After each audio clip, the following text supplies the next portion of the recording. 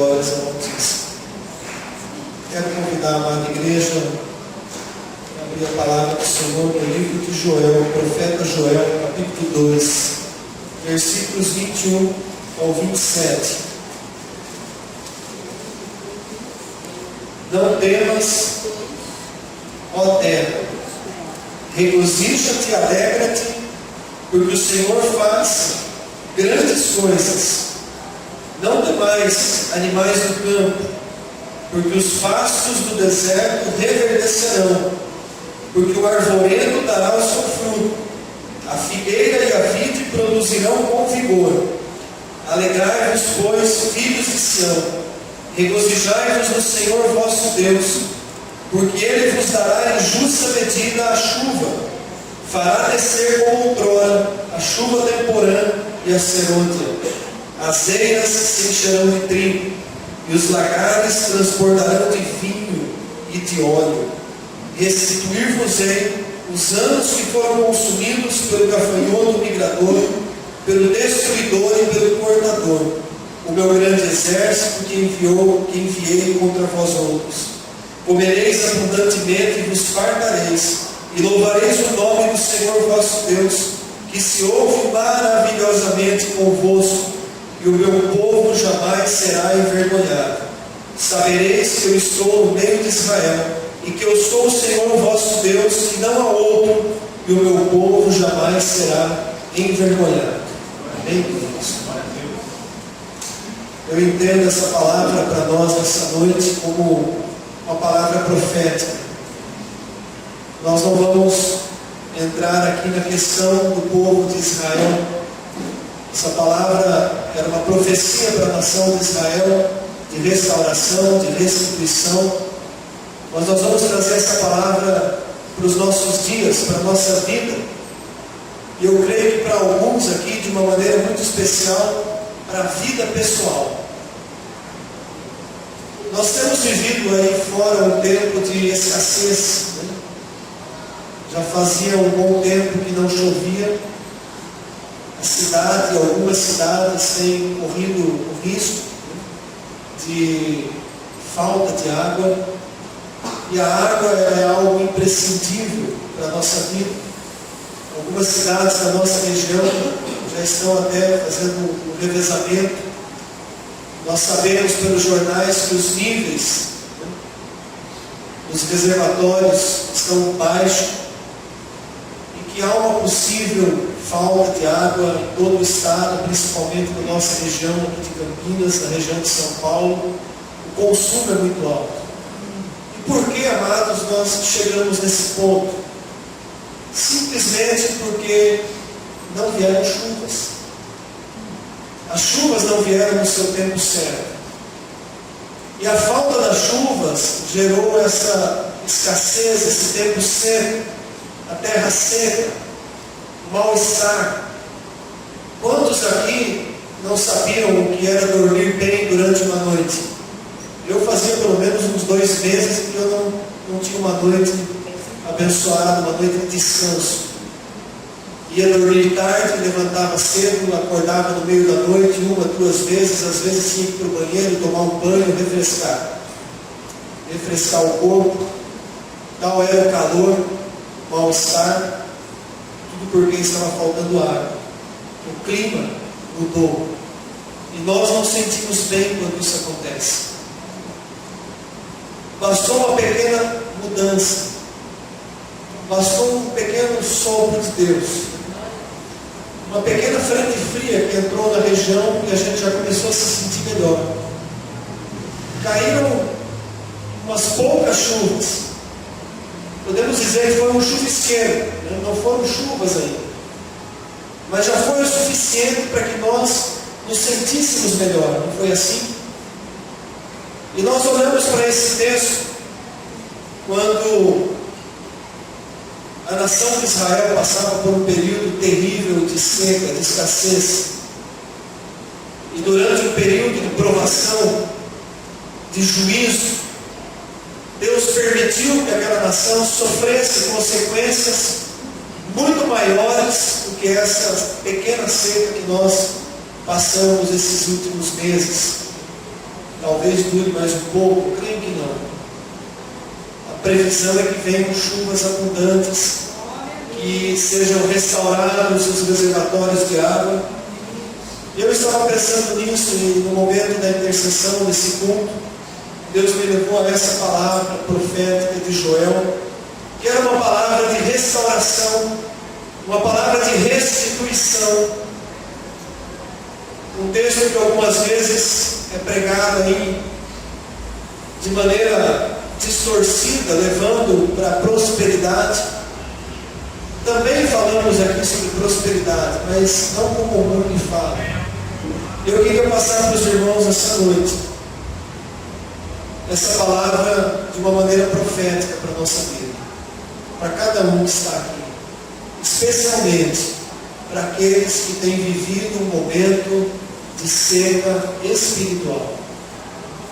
Nós falamos da seca física, natural, mas muitas vezes, a nossa alma está seca como a terra, árida. Muitas vezes entramos num período de deserto na nossa vida, onde o que nós vemos pela frente é só secura, areia, ar quente. Muitas vezes a nossa vida atravessa um período assim, amados, provações, falta de chuvas.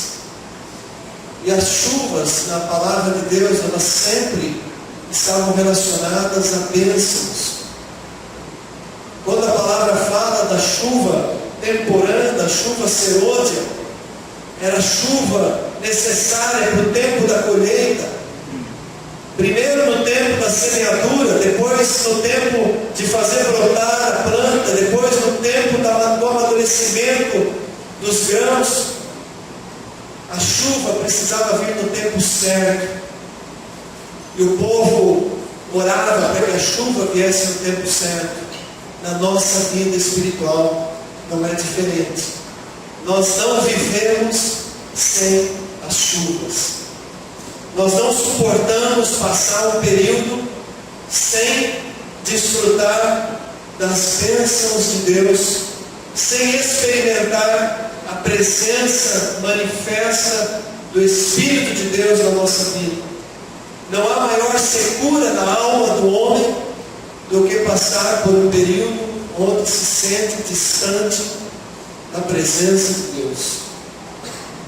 Não que Deus se afaste de nós, porque Deus nunca se afasta de nós, mas são as nossas atitudes, é o nosso estilo de vida. Somos nós que nos afastamos dele.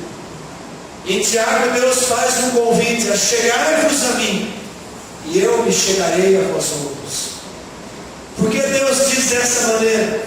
A chegai-vos a mim, ó filhos, vós que se distanciastes de mim, que procuraste andar nos seus próprios caminhos, a chegai-vos a mim agora. É um chamado de Deus: e eu me chegarei a vós outros. Quando o ser humano pensa em dar o primeiro passo na direção de volta para Deus, Deus já está vindo ao seu encontro. Amém?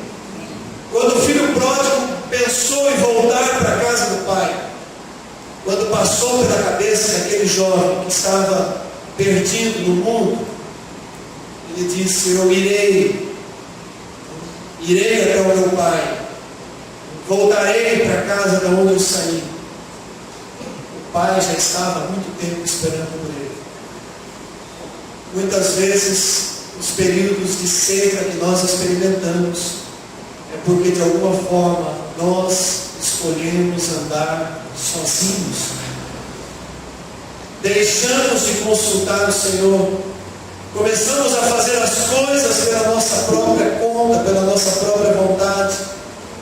E aí muitas vezes entramos no período de deserto. Muitas vezes achamos que somos suficientes, que somos capazes de resolver as nossas questões. E aí nós vemos que na verdade somos frágeis, dependentes de Deus, e que nada podemos fazer sozinhos.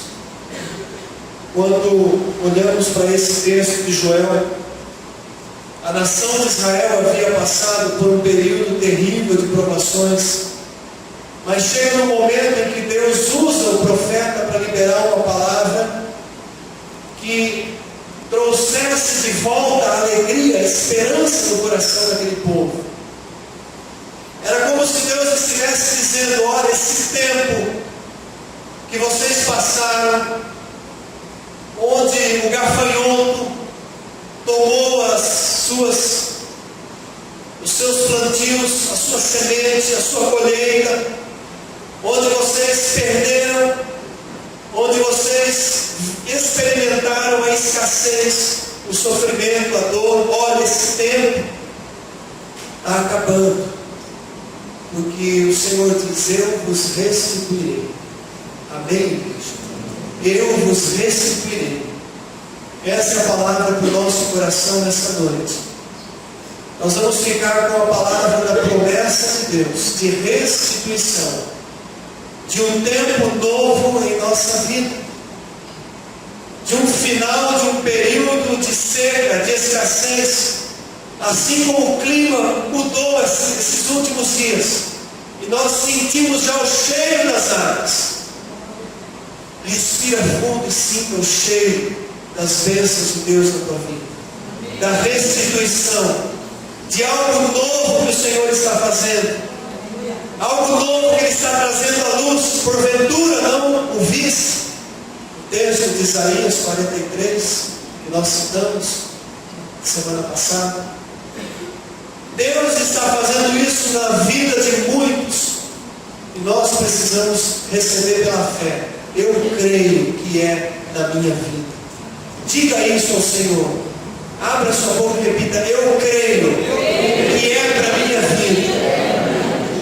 Coisas novas que o Senhor está trazendo à luz. Tempo novo. Ainda que tudo pareça difícil, ainda que as águas não vieram, mas pela fé já estamos sentindo o cheiro das águas.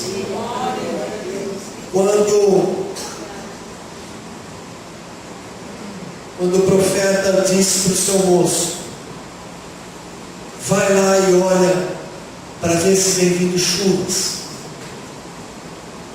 E ele vai lá uma vez e volta, não tem chuva nenhuma nuvem, 2 vezes, 3 vezes. Na 7ª vez, ele disse para o profeta: eu vejo uma pequena nuvem, um ponto de esperança, uma visão de que algo vai mudar. Uma pequena nuvem se formava, e de repente o profeta diz: corre, se prepara, porque vem vindo um grande aguaceiro, uma grande chuva vem vindo. E essa chuva representava bênçãos de Deus. Amados, nós começamos no versículo 21 do capítulo 2. E Deus diz assim: não temas. No começo do versículo 22, Deus diz de novo: não temas. Não duvides. Não temas, ó terra. Regozija-te, alegra-te, porque o Senhor faz grandes coisas. Receba isso na tua vida. Não tenha medo das mudanças que o Senhor estabelece. Creia, porque aquilo que Ele faz, Ele completa. Alegrai-vos, pois, regozija-te, porque os pastos do deserto reverdecerão. O deserto vai brotar no teu deserto. O deserto não será mais deserto, vai se tornar um pasto. Aonde estava seco, vai brotar erva verde. Isso é promessa de vida. Nós servimos um Deus da vida, e vida em abundância. Promessa de vida. Porque a árvore dará o seu fruto, a figueira e a vide produzirão. Mas olha como a palavra diz, no final do versículo 22, com vigor. Não vai ser uma produção escassa, vai ser com vigor, com abundância. Deus gera vida e vida em abundância. Eu vim para vos dar vida e vida em abundância. Palavras do Filho de Deus, do nosso Senhor Jesus. Tragam essas palavras para vossas vidas. Creia que o Senhor, Ele está fazendo algo novo. Ele vos dará em justa medida a chuva, fará descer como no passado a chuva temporã e a serôdia. As eias se encherão de trigo, os lagares transbordarão de vinho e de óleo. Aqui tem uma restauração profética de Deus. O trigo, ele representava o suprimento material, suprimento para o corpo, alimento, provisão. A cura que Deus opera é completa. Começa pelo material, pela provisão, mas do trigo ele vai para o vinho, e o vinho representava a alegria. As festas eram regadas ao vinho. O vinho representava a alegria e representa a cura da alma, a provisão física, a provisão da alma, e fala também do óleo, da unção, a provisão do Espírito. Então veja que a restituição que Deus faz, ela não é uma restituição pela metade, ela é completa. Consegue crer nisso, amado irmão? A restituição que Deus faz é completa. Ela é do físico, do emocional e do espiritual. Eu creio que Deus está falando com muitas vidas aqui nessa noite. No versículo 25 ele diz: eu restituir-vos-ei os anos que foram consumidos. O tempo que foi perdido, eu vou restituir. Os valores que foram perdidos serão restituídos. A alegria que foi perdida será restituída. A unção que foi perdida será restituída, será restaurada. Ministérios poderão ser restaurados. Creia nisso, amada igreja, porque a palavra que Deus libera para nós essa noite é uma palavra de restituição, é uma palavra de restauração, e por que não dizer, uma palavra de cura, uma palavra de cura em todas as áreas da nossa vida. Comereis abundantemente e vos fartareis, e louvareis o nome do Senhor vosso Deus, porque Ele se ouve maravilhosamente convosco. Versículo 26. Deus se ouve, se faz maravilhosamente conosco. Amém? Talvez ainda não estejamos vendo isso, mas se nós não crermos nisso pela fé, se nós não tomarmos posse pela fé, quando nós falamos tomar posse, é pela fé.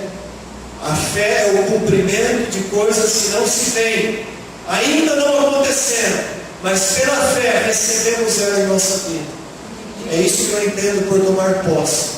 Não estamos determinando nem dando ordens para Deus. Há pessoas que fazem isso de uma maneira completamente ignorante, mas nós estamos pela fé recebendo essa palavra na nossa vida. Então, se é pela fé, creia e leve para casa hoje essa palavra de confiança, de esperança renovada, de algo novo sendo trazido à luz, de restituição na tua vida, no físico, no emocional, nos sentimentos. Quantas pessoas talvez foram feridas na sua alma, rejeitadas, feridas emocionalmente, sentimento ferido, sentimento de rejeição. Deus está dizendo: eu vou curar tudo isso na sua vida. Eu restituir-vos-ei. A tua colheita será grande. Recebe o vinho da alegria, porque o texto diz que que os lagares transbordarão de vinho e também de óleo. É a unção do Senhor sobre a nossa vida. Amada igreja, nós somos o povo que vive pela fé, não é isso que a palavra de Deus diz? O meu justo viverá pela fé. Então por que muitas vezes duvidamos? Quando nós duvidamos, nós pecamos. Porque a dúvida é um sinal de incredulidade, de que Deus não é capaz de fazer aquilo que Ele fala, né?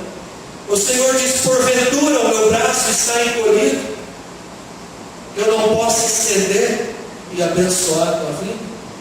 Estão recolhidos os meus braços? Ele diz isso lá em Isaías, uma palavra profética. Porventura não posso preparar para vocês uma mesa no deserto, suprir a tua necessidade abundantemente? Porventura há impossíveis para Deus? Nós servimos e cremos nesse Deus.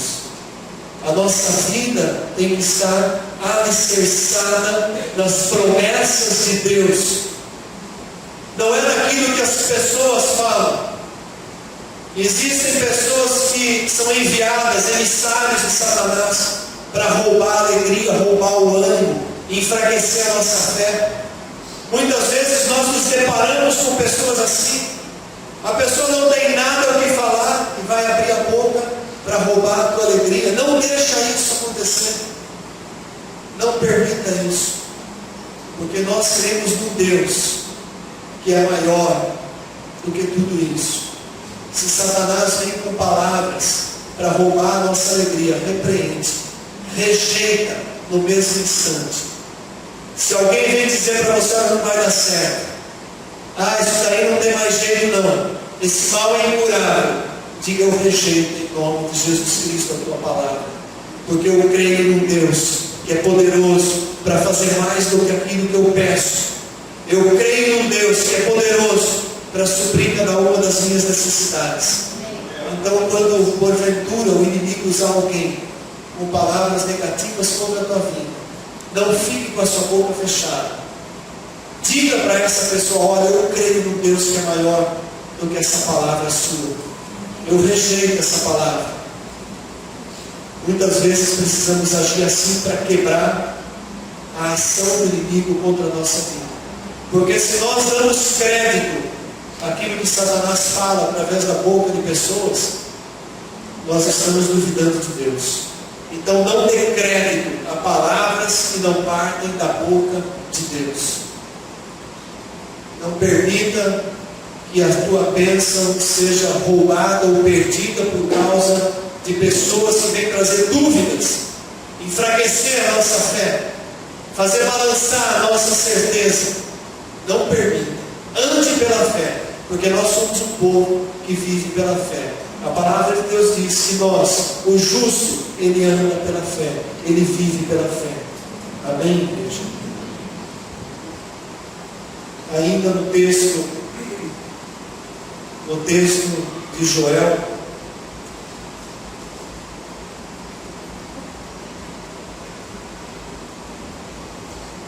ele fala de uma restauração mais completa, quando diz sobre o derramamento do Espírito. E ele fala nos versículos 28 e 29, que acontecerá depois que derramarei o meu Espírito sobre toda a carne.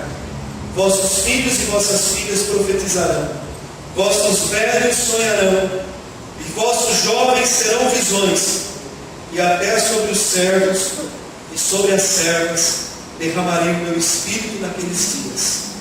Essa palavra já foi cumprida. Quando o Senhor Jesus subiu aos céus e enviou o Espírito Santo para habitar conosco, essa palavra foi cumprida. Nós temos já o Espírito de Deus habitando em nós.